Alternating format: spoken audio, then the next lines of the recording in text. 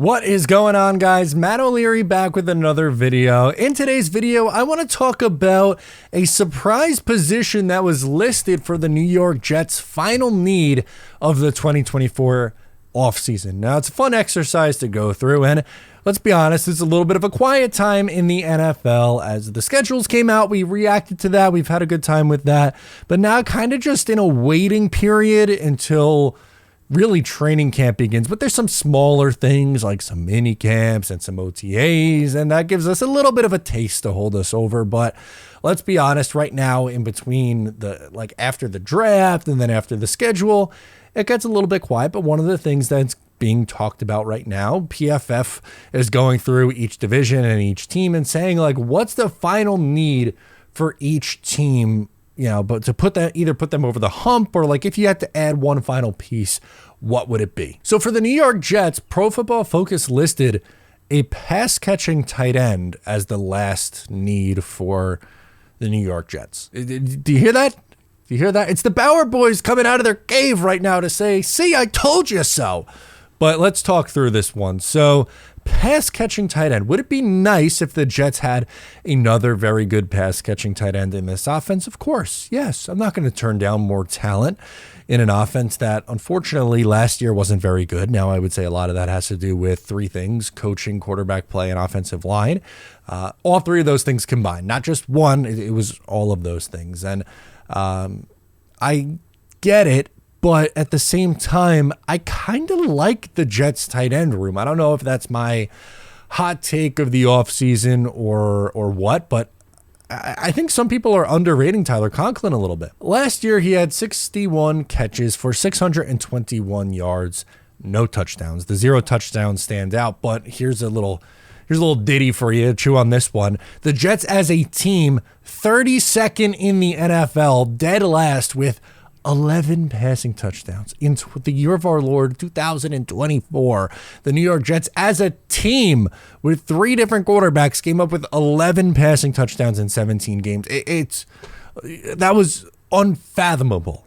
So I'm going to give him just a little bit of a pass for not getting in the end zone. And then when you add on top of that, the Jets' historically bad red zone offense, that explains some things. I think he, with Aaron Rodgers or even Tyrod Taylor, is going to be more productive in the touchdown department. But even the 61 catches ranked 11th in the NFL, 621 yards was 13th in the NFL. So he was about an average tight end last year. You could even make the case that he was a little bit above average as a tight end. Now, is he elite? No, I'm not going to go out and say that Tyler Conlin is an elite level tight end. I think he's a good player. And you have some people both in the fan base and nationally who think the guy's a bum, which I don't know where that's coming from. I don't get it. Looking at the names available, not pretty. It's not very pretty for the tight end room. The best name that I was able to come up with, I think, is Logan Thomas, who spent the last few years with Washington. This past season had 496 yards and 4 touchdowns. He was okay for them. Really, his best year in the NFL and with Washington came in 2020 when he had 72 catches for 670 yards and 6 touchdowns. I would say that's a solid tight end season. But again, I'm going to point back to, well, do you think Tyler Conlin could put up a similar stat line with Rodgers this year? I do. Now, am I going to say he's at 1,000-yard or maybe even an 800-yard tight end? No, there's a lot of mouths to feed in this offense, but I think he could give you 600 to 750 receiving yards, somewhere between 65 and 75 catches, and 5 to 7 receiving touchdowns. We've seen Aaron Rodgers have MVP level seasons with guys like Robert Tonyan as his main tight end. There were years where Robert Tonyan put up boatloads of touchdowns, but if you just watch those two guys individually, would you say that Robert Tonyan is a better overall tight end than Tyler Conlin? Because I don't think I would. For me personally, I could think of, off the top of my head, 4 different positions that I would have rather seen here, or that I would rather add to, than another body in the tight end room. And we're not even talking like Ruckert as tight end 2. I know he hasn't done much in the passing game yet in his career. I think he can handle it in an expanded role. I do. When given the opportunity, he's looked good. He made an unbelievable catch against the Chiefs early last year. They love using him as a blocker. He's a very good blocker, but I think even going back to his Ohio State days, before he was a Jet, I was saying this, before he was a Jet in that draft class, I thought Jeremy Ruckert was underrated as a pass catcher at Ohio State, but we'll see if he grows. I think he can grow at that this year in the league, but safety comes out as a position that I would like to add at before tight end. I like Chuck Clark. I've been a big Chuck Clark supporter since the Jets traded for him last year, but even coming off the injury, I think he's an upgrade to Jordan Whitehead. Tony Adams is okay, but beyond that, you have Ashton Davis, who's a good special teamer, a good rotational guy, but he gets banged up, so they could use another veteran at safety. Also, the interior offensive line, right now, the first man up if there is an injury is Wes Schweitzer. Green Bean's favorite player? Kidding. Do I like Wes Schweitzer over some of the other names that the Jets have trotted out there over the years as depth? I do. But would I feel better if there was, like, I don't know, Connor McGovern as the first guy up off the bench over a Wes Schweitzer? Yeah, I think I would. And last year the Jets signed Connor McGovern on the cheap on a one-year deal. Do it again. He knows the team. He knows the system. He knows the facility. He's been here for 4 or 5 years.